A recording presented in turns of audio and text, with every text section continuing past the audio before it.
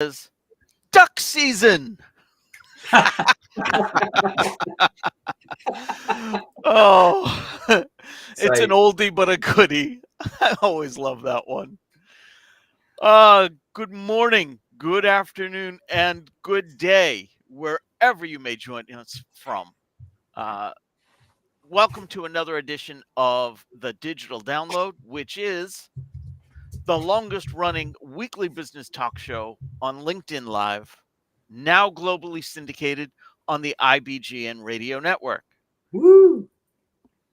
Today, we are unlocking the power of visual note taking in business. We have a special guest, Ashton Rodenhiser, to help us with the discussion. She will share her expertise on how visual note taking can increase memory retention, improve the way we convey and comprehend complex ideas, and ultimately revolutionize business communication. Love But it. before we bring Ashton on, let's go around the set and introduce our panelists. While we're doing that, why don't you in the audience go and reach out to a friend, ping them, and have them join us? We strive to make the digital download an interactive experience, so audience participation is highly encouraged. Right. Highly. So, with that, introductions. Tim.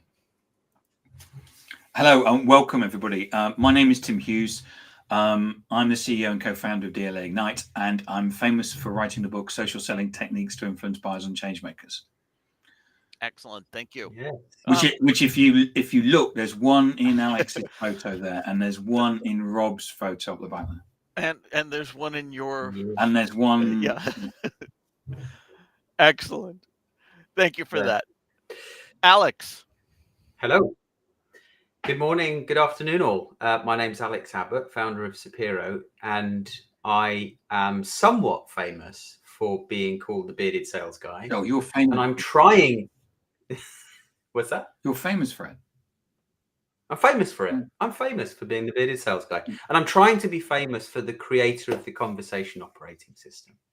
And it's lovely to be here. And I'm a proud DLA Ignite partner. Excellent. Welcome. Thank you. So Alex, Yeah. you got an ice bath. I don't know what you call it for Christmas. Yeah. We did a secret Santa as a family. What is that all about? Well, for anyone that doesn't know, there's a video of me and my entire family doing it on New Year's Eve on LinkedIn. But essentially, we did a secret Santa in the Abbott household. And turns out that Jude, my youngest son, had me.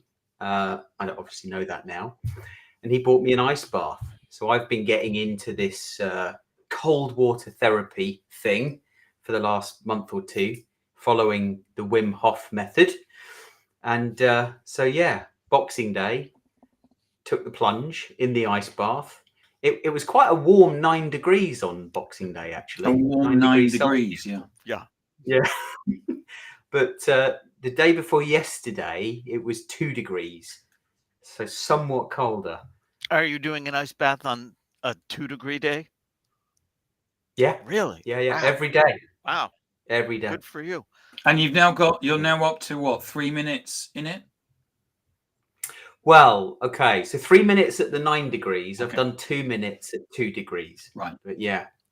So I think it's about 3 or 4 degrees out there at the moment. And I haven't done it yet today. So let's see if I can do 3 minutes. Yes, Tristan. Absolutely.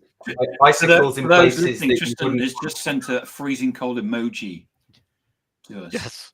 Thank you. We have a couple of other audience members who have greeted us as well. James Marlin says, looking forward to this.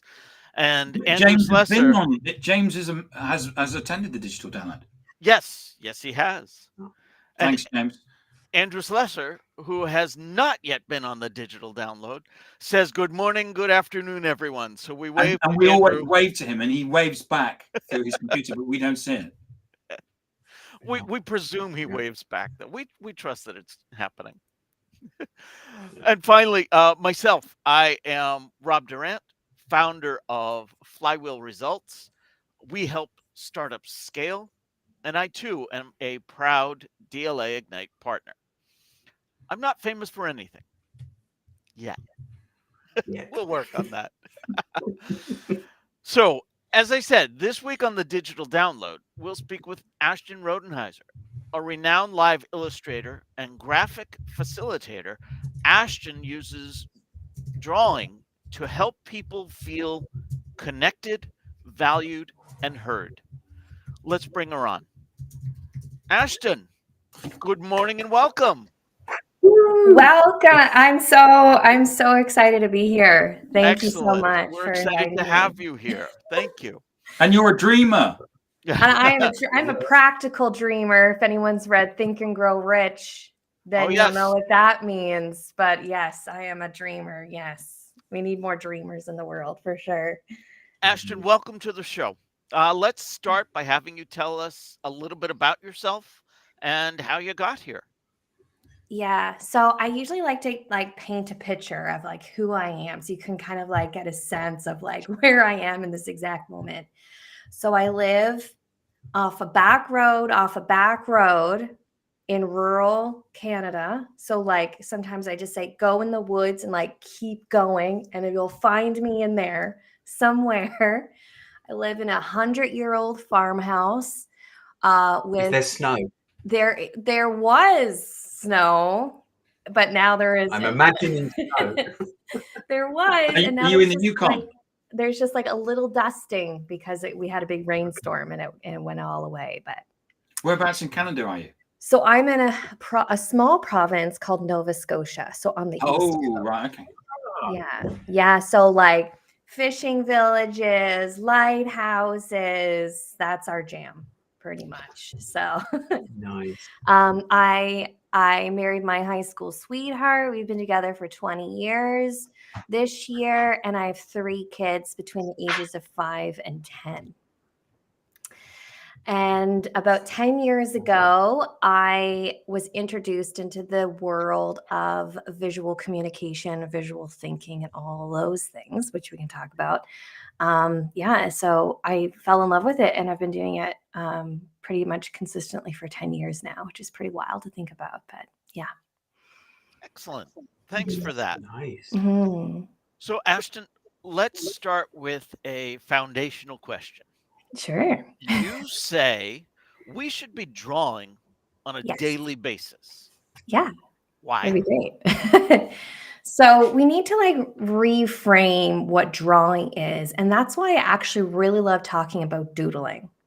Doodling is a beautiful way for us to get comfortable with the idea of drawing.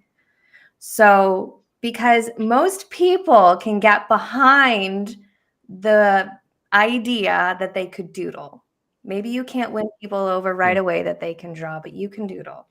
Right? Doodling is a beautiful way to make marks on a page to help yourself think, to help yourself focus, and it doesn't have any pressure, right? You can throw it away. You can never look at it again. It doesn't really matter, right?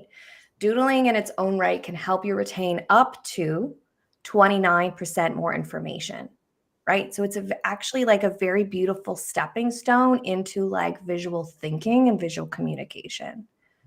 Right. So we need to also reframe what drawing is. It doesn't have to be something left to those artistic folks, whoever they are, or left to the artist, or something that you go and see in a gallery. Drawing should be something that helps you think and learn. Right. So take those doodles that hopefully you're doing anyways and just make them a little bit more purposeful for you. Okay, my problem is I like writing notes actually. I also take notes by typing, but I end up with these piles of little scrap pieces of paper on my desk with loads of notes on, and I rarely go back to them. Yeah. And I'm thinking there's a technique here that I could take from you that would actually make those notes useful that I go back to and do something with. Yeah, so that's what ends up happening a lot of times, right? Is we take a bunch of notes. We either don't go back and look at them, or we try to go back and make sense of them.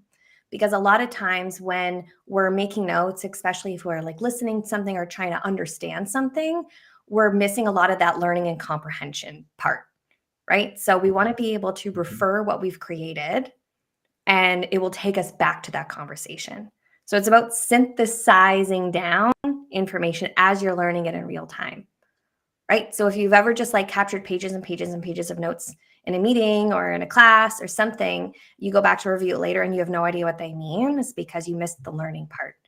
And I think by adding in doodles and visuals, it helps you synthesize that information, be like, how could I explain this idea in the smallest amount of words as possible and add in a drawing, right? So Yeah. so you could start incorporating when you're taking notes, adding like little drawings in there to help like reinforce the meaning, right? Whether you ever go back and look at those notes or not, like I think that's okay, but it can help you just deepen that understanding in the moment. I want to bring up something Yeah. from James Marlin. He shares the 29% stat comes from this article. And then he shares an article from Vox.com talking about the benefits of doodling. Thank you very much for that, Thanks, James. James. Thanks, James. Appreciate that. Yeah. So, Ashton, what are the keys to transforming these complex ideas into simple visuals? Yeah. So the way that I like to introduce when I'm teaching, because I'm doing a lot of teaching of this now, like for the last 10 years, I've been sort of on the other side as like the live illustrator. So organizations, conferences, businesses would invite me to their meetings and their strategic planning sessions and their events. And I would be there kind of either in person, like drawing on a giant piece of paper, or doing it digitally, zooming into something and doing it digitally that way. And that's been a good time. And it's taken me all over the world. I've got to work with really amazing people. But the number one thing that people say to me when they come up, they say, I wish I could do that. And I'm like, well, I'm not that special. I learned how to do this more as a facilitator and less as an artist, even though I've always been very creative. And I believe this is a tool that everybody can learn, whether or not you feel like you're creative, whether or not you have any art skills or anything, right? So if you can write letters, you can draw, right? Because letters are just like a series of drawings, lines, circles, squiggles, lines in different shapes, right? And that's the first drawing element that I teach people is a line, right? Get comfortable with just drawing a line. You can use a line for everything. You can use a line to connect information, to separate information, to show direction or flow of information, to highlight information. So if you just did nothing else but like draw a line to help you highlight and connect and make those ideas bring them together, like there you go. You already know how to like start it. Right? So sometimes I tell people like just draw some lines. Start just drawing lines when you're in a meeting and you're trying to synthesize that information, right? And make those connections just using lines and get comfortable, doing that first, and then you can kind of take it from there. So it doesn't have, I think sometimes when people hear like visual note taking or sketch noting, as it's commonly called, they think, oh, well, now I have to draw everything, right? And that doesn't have to be the case. The information is still going to be extremely important. It's going to take up a lot of real estate on a page, right? But how can you elevate it with lines and, different icons that you can learn over time and stuff like that? So Coming go into ahead. this, sorry, Rob, coming into this call, so many questions. Mine's going in so many different directions. Coming into this call, I was thinking, really? Visual note taking? With generative AI and these AI-based note takers, is there really a life for it? Interesting. Now, listening to you speak, clearly there is, because you're adding value, you're emphasizing, you're giving your own mind, your own brain, the opportunity to retain more information by doing it and not rely on a bot. Yeah, I think it's like you kind of, a lot of times you have to think about like, what's the end in mind, right? And if you're going to be using an AI tool or something that helps synthesize information, why are you doing that in the first place? Right? So if it's to learn something, you might have to do like a deeper understanding of that information, because just reading a summary of something, what's that going to do? I don't know, right? Like maybe that will help you. But, most of us like movement when we're learning. And unfortunate, that's like taken out a lot of classrooms for students as they're growing up. Like you have to sit there, you have to do the thing. You don't doodle because you get in trouble doing that, right? So you sit there, you have to write just a bunch of words and try to understand it, right? So I think there's even like a kinesthetic way that we learn, right? And I say like, that's why YouTube is like the second largest search engine in the world for a reason, because we want to see someone make the chicken pot pie, right? We can read the instruction, but we want to see someone do it, right? So the visual aspect, there's this movement aspect. There's something different than just saying, hey, bot, please summarize this for me. And you read it and you're like, okay. Like, how much of that are you going to remember is the challenge. Where if you read it, you could even read the summary and create a little doodle of it. That would reinforce the learning of it, right? So I think we can be using, generative AI and different tools to help us like synthesize and do some of that work. I think there still has to be like us in the process of that learning. 100%. And James made a really valid point a few comments back there, Rob. It's a shame LinkedIn Live doesn't allow us to share our doodles. I'm going to have to put my pen down. We talk a lot about being human on social media and that being the competitive advantage for businesses in the future, despite how advanced AI is becoming with videos of ourselves. And actually, this is just another way of adding to that. So thinking differently about how you can visualize your content on social media platforms by way of a drawing or a video you drawing. I've seen these brilliant glass whiteboards. I don't know if you've seen them, where there's someone standing behind it and then drawing stuff. It's very captivating. Yeah, I think like James makes a good point about like visual notes show that you're human. I kind of feel like my opinion, and maybe I'll change it tomorrow, but as of this moment in time, my opinion is as we're starting to tip the scales and AI is coming up, exactly what you're saying. I think we're also like the human connection piece is kind of like coming up more in the forefront, right? So like AI is coming up, but then human is like also like coming up here too, right? If we're trying to balance these things out. And for someone who worked 100% in person before the pandemic, I had to move my whole business strategy had to change to move it online, right? I basically had to create it from scratch and communicate with clients about the value of still doing this, but in a virtual space.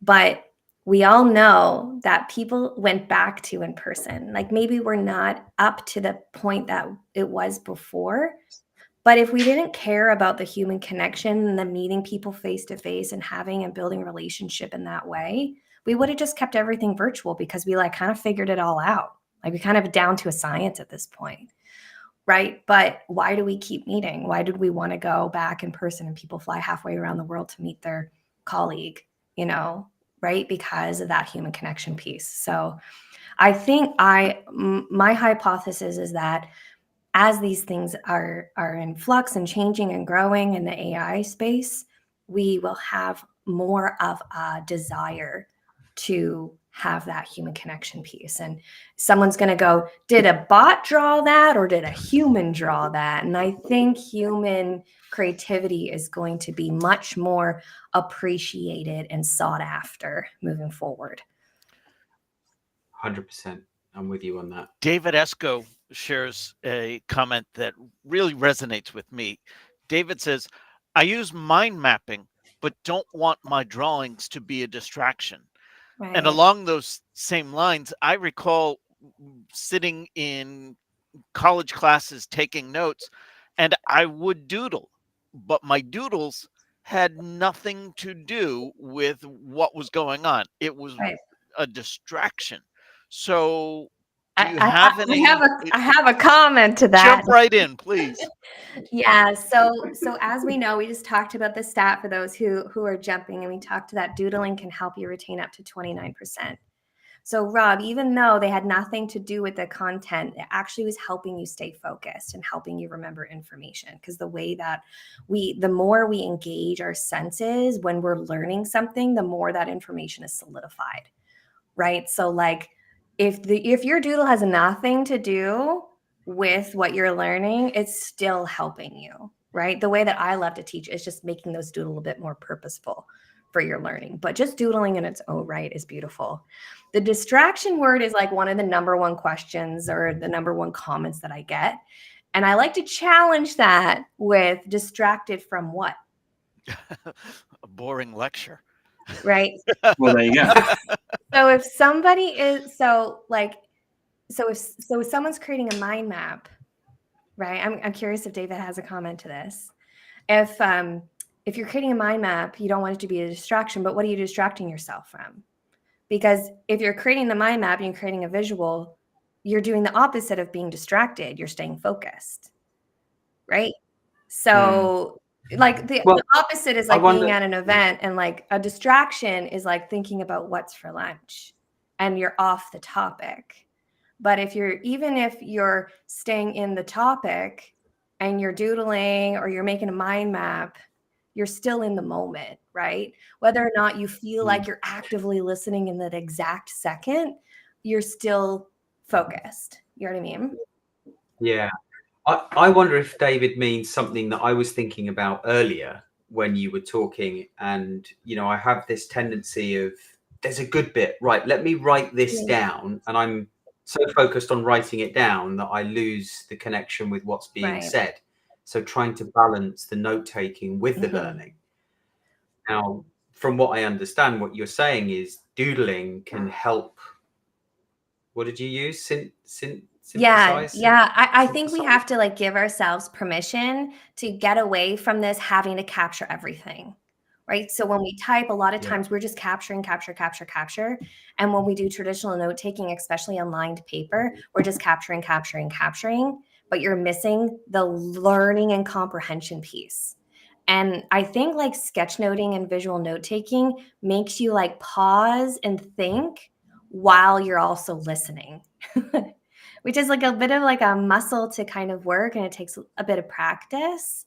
But it means you're not going to capture every word. You might not even capture every idea, but you have to trust that by creating it into a visual and capturing it in a way of synthesizing it, you're going to remember things even that you didn't capture, right? Like I remember a couple years ago, I was working with a client and I was doing, like, they weren't even doing it themselves. They had hired me to come and do it for them. And I was talking to the manager at the couple days later, a week later, and he said, "This is so interesting." He's like, "Because I can remember where people sat." He's like, "Why can I remember where people sat? That is so weird." And I was like, "It's not weird to me, because I'm like, it creates an experience, right? It's just not, you're not just like passively listening anymore, right? You have a whole experience. You're going to remember things and have to trust that, you're going to remember multiple things, right? Because it's creating an experience rather than, oh, I went to that event. If you go to one event and you don't take any visual notes, or if you go to another event and you do take visual notes, when you look at it, you might not have captured every word, right? That's impossible, right? When we put pressure on ourselves, it's just too much. But if you captured a little doodle that represented a 20-minute long story, you'll remember parts of that story because of that little doodle, right? Whereas if you wrote out the whole story, you might not be like, what was his point? I don't remember, right? So is the idea of doodling to open your mind to remembering more, or is the idea of it to create a doodle that when you do look back at it tomorrow, you remember what was said?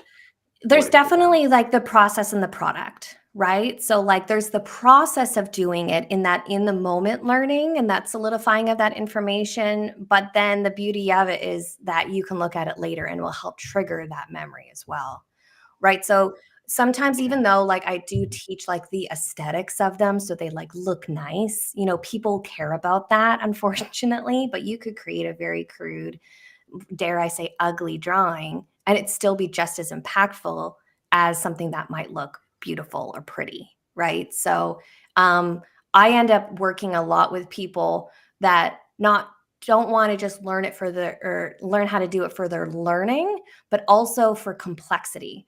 So when ideas are extremely complex or you're in complex conversations, those are a beautiful opportunity to try to incorporate drawings and how to be able to break down that complexity, right? And then if you're doing it with other people, you could even, be doing it together, and then they're adding in their ideas, Yeah. right? And then it's very visual, and to see, it's just as important to say, oh, that's not right, than it is to say that's right.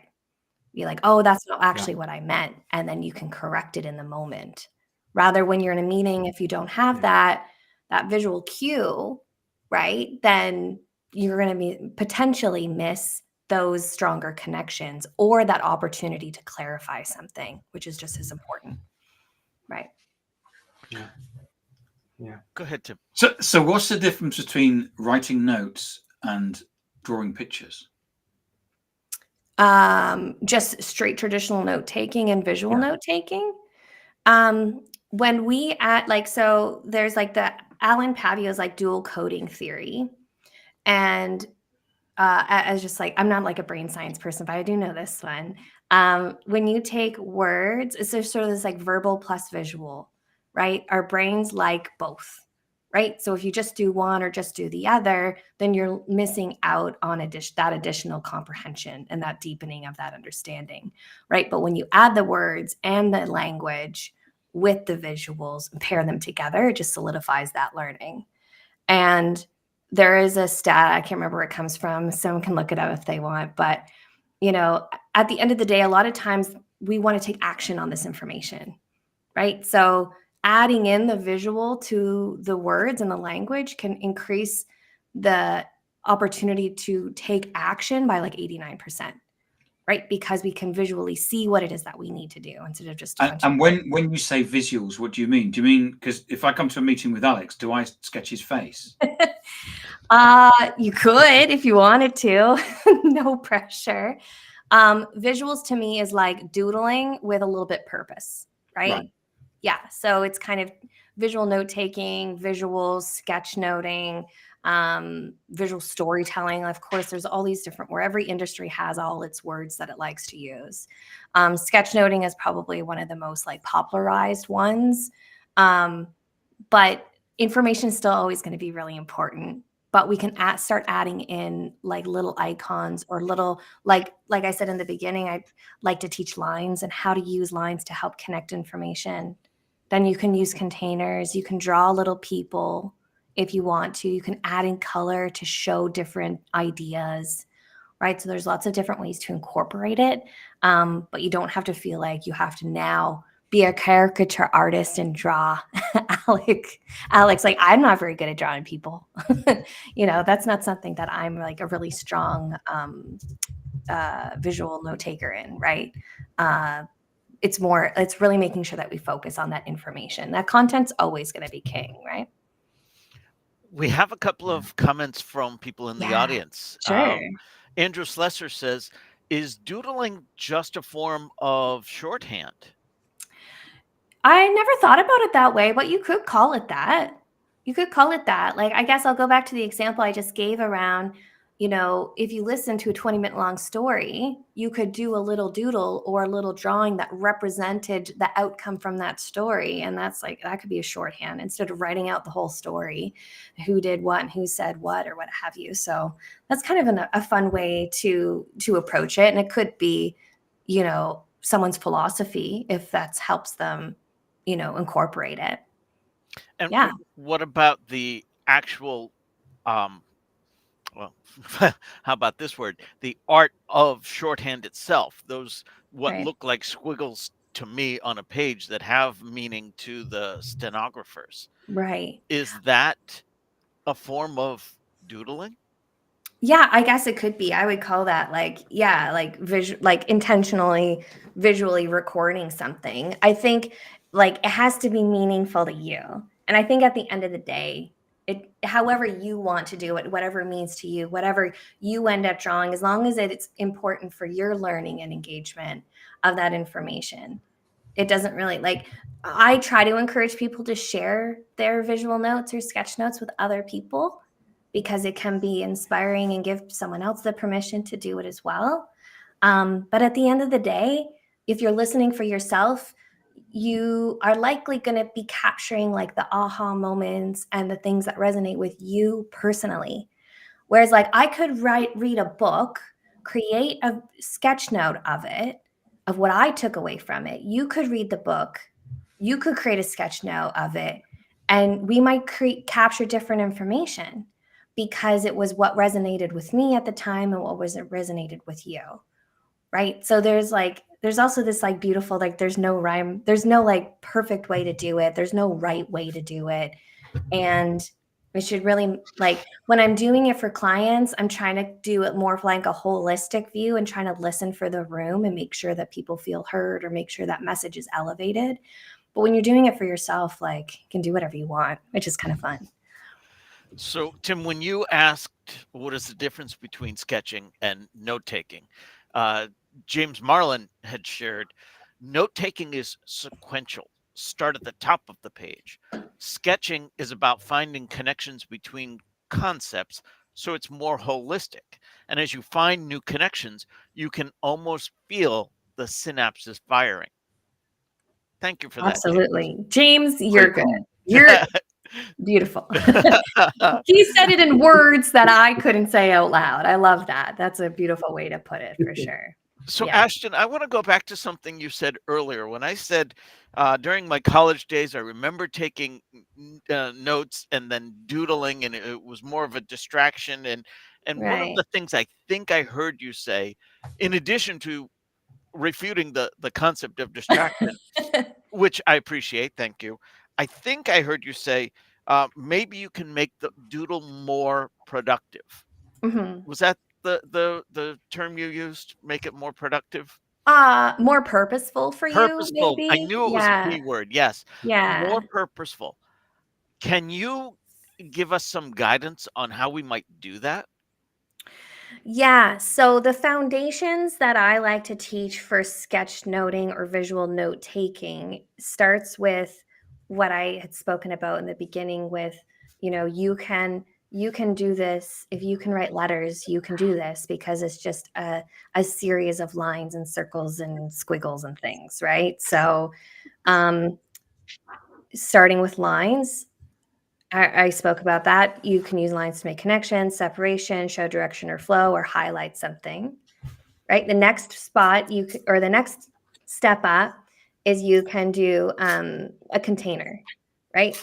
A container is a line that's enclosed, basically, at its simplest form, right? It's a square, it's a circle, and then you can like start playing around. You could start adding in more like icons or drawings. You could turn that square into a clipboard or a book or a calendar kind of thing or something, right? So you can use containers to group information like, oh, this information belongs together. Let's put it in a square. Or let's put the individual pieces together, right?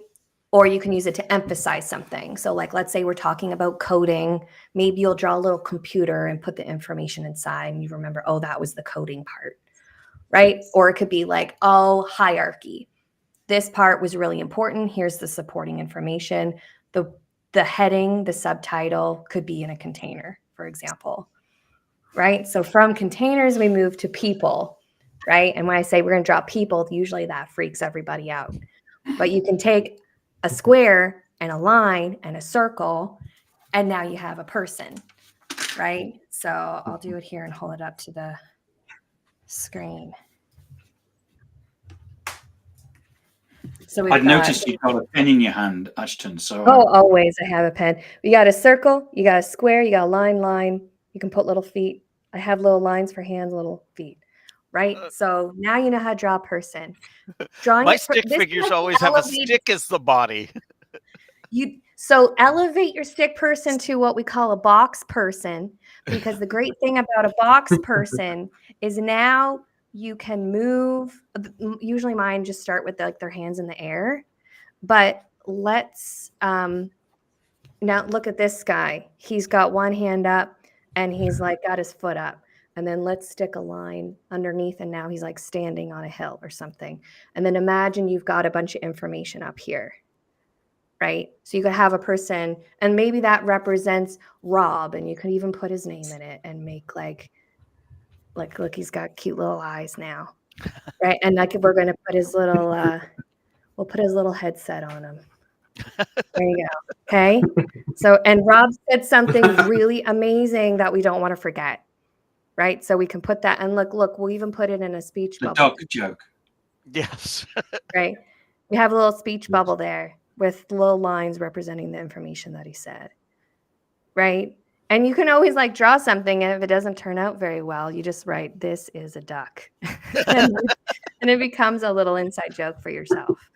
Right. So that when you go back to look at this, you'd be like, "Oh, right, Rob, I have a little visual cue, him, and he said that really brilliant thing." Right. So, then you can get into color. You can get into more like icons that represent something. But I don't like teaching icons from the beginning, because then people just get like sucked into just wanting to draw icons all the time.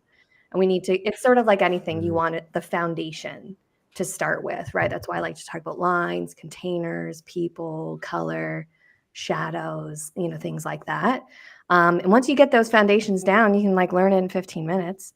You're good to go.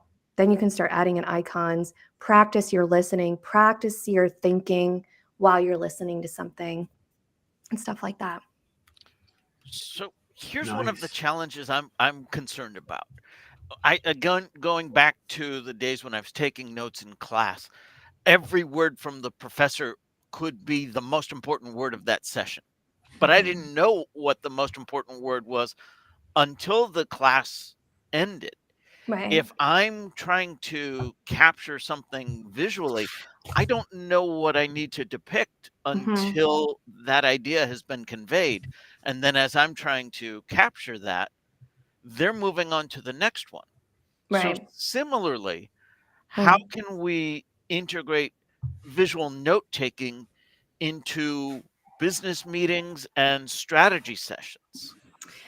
Yeah, I think there's just so many different ways to approach it, and there's no like one size fits all. Like if I'm just going to go piggyback off this lecture that you said, and then we can get to your actual question. But like you could, type it all out, or get some sort of AI thing to do it for you or something. But I think you could go back through and highlight things. Like usually when I sketchnote a book, I read through it, the whole thing, I highlight a bunch of stuff, and then I create a little visual at the end of each chapter. Right? So like, you don't, and it doesn't always have to be live, right? It doesn't have to be in the moment, right? You could make notes normally. You could go back and highlight, okay, I feel like this was something really important. This was this. And then you could create a visual. I have like no patience. That's why I think this work is like beautiful for me, because I like sitting down, there's a half an hour, I draw it, and I'm done. I don't like spending a lot of time on it. Right. So, but if that's something that you think will help you with your learning of it, you could take notes normally, go through it for that additional learning, highlight the most important things, create a visual, or add in a few little visuals or something, right?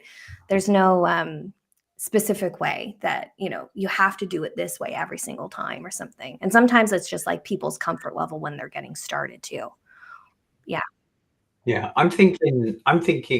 So we've had a previous podcast where I think her name was Dr. Rebecca Jackson. She's a she kind of specializes in neurodiversity, and so people, salespeople, other people of all types learn in different ways, and some of us will have a learning difficulty like ADHD, and this is sort of striking me as something that will be really helpful to those people that struggle to learn, like I don't know what the word is, traditional human beings, let's say. Did you see the Yeah. light bulb go on above my head when you said it doesn't have to be live?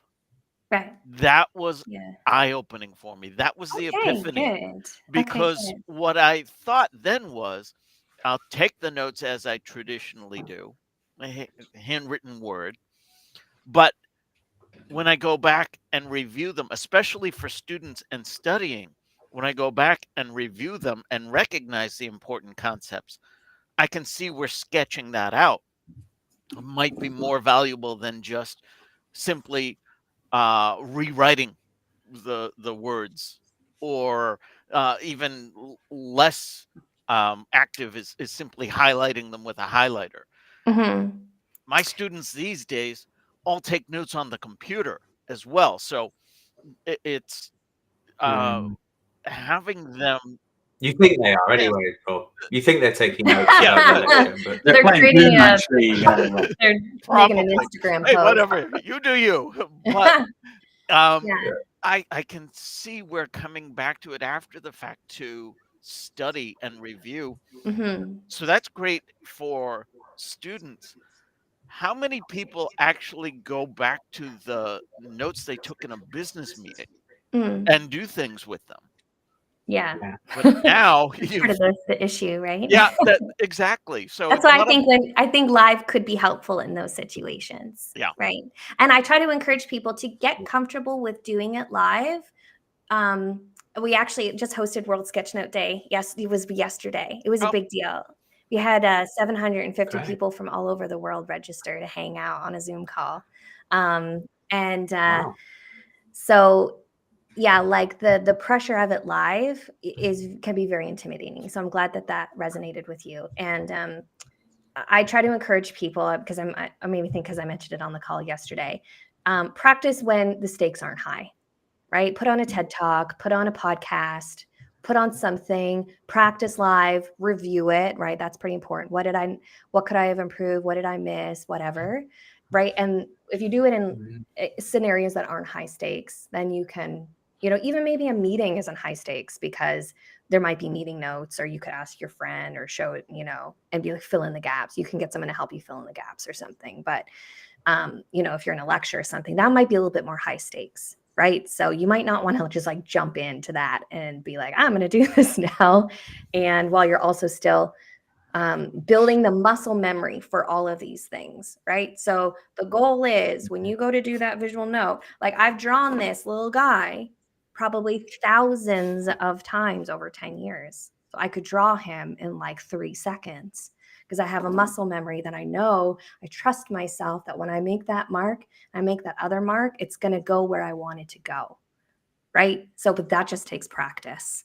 So I did want to mention that. The neurodivergent comment is absolutely something that I'm very passionate about as well. And accessibility in the work is really important to me. So like when I work with clients, I give them audio description files and alt text and all of those things, right?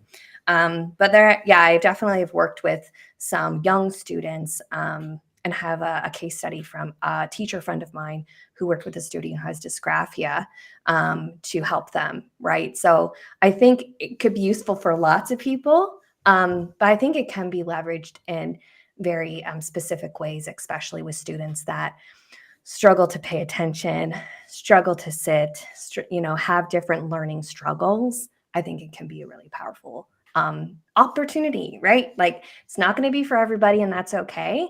But I would just love to see it as an option provided to students. You could do it traditionally with lots of words.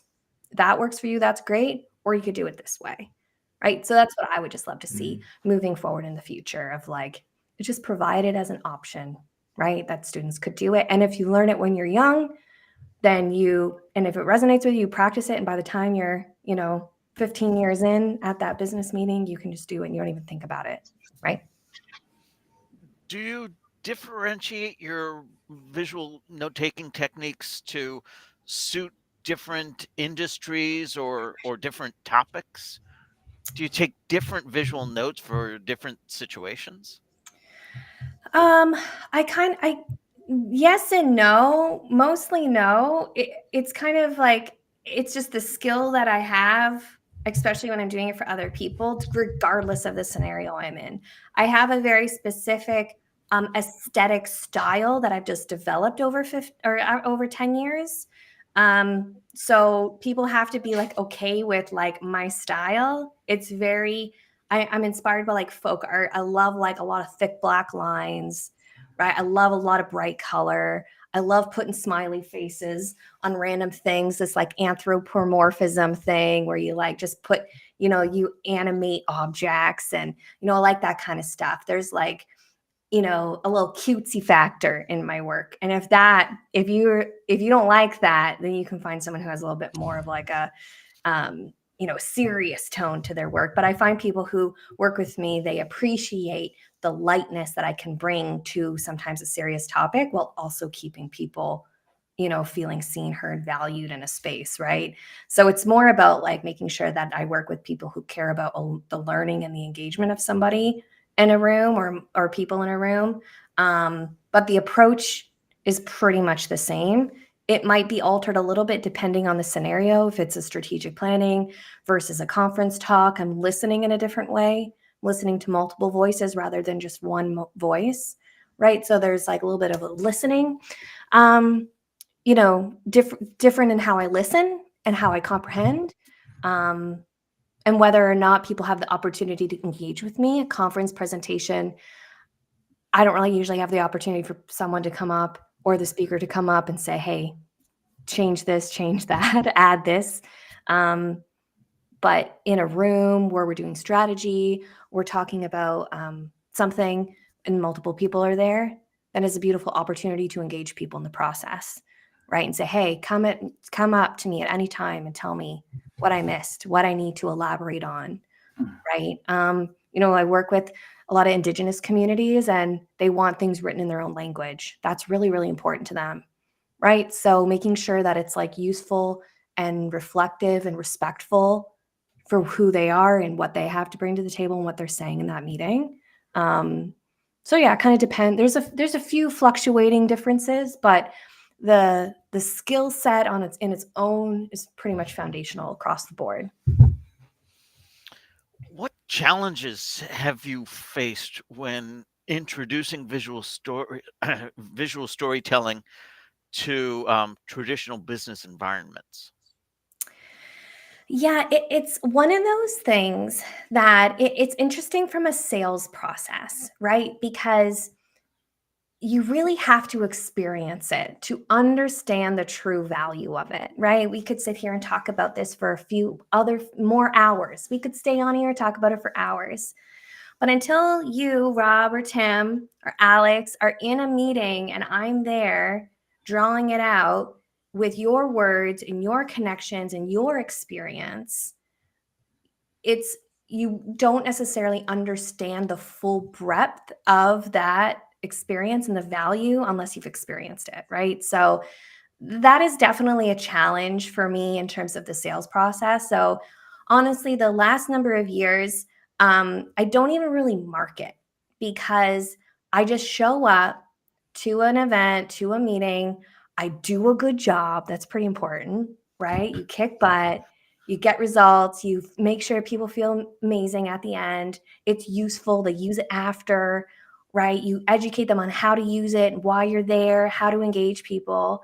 And then there's always a couple people in that room that go, oh my gosh, this is amazing. You should come to our event. You should come to our conference, right? So really like just getting in the room and getting people to experience it, that's how I usually get clients these days, right? Because knocking on a door and be like, I draw pictures. People are like, what? What? You're an artist. And I'm No, not you're cheap. really. And I'm not cheap. So I want you to throw some money at it, Like, so, and if I'm asking you to throw a decent amount of money at it, you have to understand the value, right? And sometimes, a majority of the time, unfortunately, even if they cannot, I find it interesting because most of the time they cannot articulate why they loved it. They just know they loved it. Right. But then I get that opportunity to explain some of the way that we make connections and like the holistic view of it and the value and how they can use it and why they loved it so much. It's a great opportunity to have that deeper conversation, but that's usually the thing that I get. Oh my gosh, I love this. Right. You should come and do it for our thing. Right. Is it always in person? Obviously, we're spending more and more time on Zoom calls and team calls and what have you. And you've demonstrated quite nicely the fact that you can draw something on a piece of paper and show it up to the camera, but is that the best way? Are there some tools, other techniques that can be used so that you get the same impact through a camera lens? Yeah, a couple of different ways. The majority of the way is I have my drawing program on my computer, and I have a software in the back that instead of seeing me here, you'd actually see my drawing screen. And then you get to see everything. You see every mistake I make, every time I spell something wrong, every time I move something around. You see it all. Is that a camera pointing at a piece of paper, or is that you actually drawing something on the screen? That's me actually using like a digital pen and drawing on, like, I actually have like my computer here is like basically drawing on a TV. It's a very big computer. Because I was drawing on like I'm not an Apple person, actually. Surprising. That's probably surprised everybody, but I'm not. I have a Microsoft Surface, and I was drawing on that when the pandemic hit. And it just was like ergonomically like crunching over, when you're doing events, sometimes like 8 hours and you cannot move, so this was getting a bit much. So I invested in a big device. And so, yeah, you can see like the digital program that I'm drawing on the screen. For people that want still more of like an analog style, I've got a document camera that we can hook up. So instead of seeing me here, you would see like a piece of paper with all the drawings and all the things, but most people opt for the digital aspect, because then it allows like for immediate share, right? So I'm done that presentation, I save it as a JPEG, I put it in their Dropbox folder, and they can immediately share it even before the next speaker starts, right? So there's that immediacy too that people really love and appreciate as well. Where can we see that in action? Is there somewhere, like, is there you in action somewhere where we can see it? Probably. I'm sure, like some events they'll share their stuff on YouTube later. They'll have me sort of in a corner. A lot of times on a Zoom screen, I'll be there in a screen just like everybody else, and then they'll highlight me or they'll pin me. When I'm doing it, I have also been doing a lot where they're in person, but they also have an audience online or not. And they take my Zoom screen and they project it on a giant screen in the room. So even though I'm in the middle of nowhere, Canada, they're like, I'm like hanging out in Las Vegas for the day because they've projected it on a giant screen. So that's been pretty cool to see. And I always try to ask them, like, take a picture and send it to me. And then they'll have the speaker stand beside this giant screen. I did an event back in the fall where I was in person, but digitally. So we hooked in. I just took my small device for that one. We hooked in, and it was in a movie theater. So as the panel discussions were happening, my giant drawing was on a movie screen behind them, which was pretty cool. That's definitely been the largest screen so far. But because like these devices can output at like, HDMI, like 4K, it's like usually pretty clear, even if you're there or if you're projecting like halfway around the world, which is pretty wild. Yeah. So Ashton, we're coming up to the end of our time, but I wanted to ask one last question. Sure. What advice would you give to businesses looking to integrate more visual elements into their communication strategies?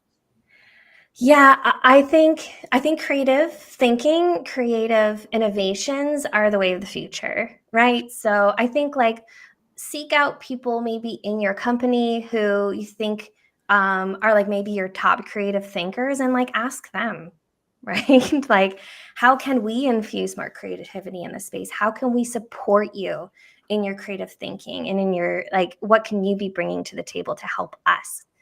Right. And sometimes like that person might need like sitting and thinking time, right? Like there's so many different ways you could approach it. But I think, supporting the people that you have in your organization who, would love something like this, or they have other creative endeavors that they can bring, elevate them, bring them in, have a conversation with them, say, we want to have more creative energy in this space. We want more creative. We want to support you, right? And how can we help you do that, right? And maybe that's taking a class or sending them to a conference or whatever it is. Find out how you can help them, I think, honestly. Fantastic. Ashton, this has been great. Thank you so Thank much. you. Thank you, Ashton. It's been fantastic. How can Yeah. people get in touch with you? Yeah, so I kind of have two different ways, of course. Mindsedcreative.ca is my professional portfolio of like, I'll work with businesses and conferences and things. If you're like, ooh, this sounds really interesting and I might want to learn it for myself, I did write a book. I published it last year, The Beginner's Guide to Sketchnoting. Focus better, learn faster, and remember longer by drawing your notes. And of course, there's lots and lots of drawings inside. First part talks a lot about what I just talked about. Second half talks about a lot of listening, thinking, making sense, and some tips and stuff around that. Sketchnote.school is everything to learn how to sketchnote or how to visual note, visual thinking, all that good stuff. Got a free community. I got a free newsletter. Got lots of good stuff on there. So fantastic. Excellent. This has been great. I really appreciate you being here. For Yeah, our audience, thank you for your active participation. To our panelists, of course, thank you for always being here. If you have something to say, if you want to be a part of the digital download, we'd love to hear from you. On screen is the QR code. You can scan that, or you can visit digitaldownload.live under the Be Our Guest section and fill out that application. We would love to hear from you. Ashton, on behalf of myself, on behalf of Tim and Alex, thank you again for being a part of today's show. this was so Really fun. Yeah. Absolutely. I had a great time. Brilliant. I had Thanks, a great Ashton. time. Thanks for having me. And to Appreciate everyone it. who's been here, thank you. We will see you again on our next episode. Awesome.